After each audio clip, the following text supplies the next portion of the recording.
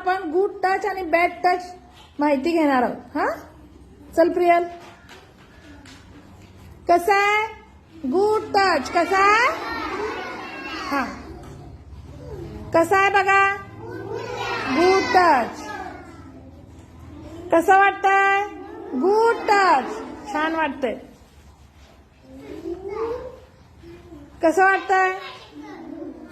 Bad touch. कसा आहे? Bad touch. कसं वाटतंय?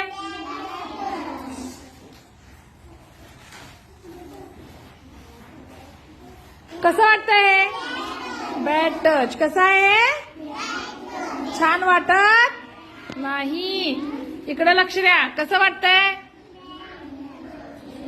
कमरेच्या खाली आपल्या कुणालाही हात लावू द्यायचा नाही. समजलं?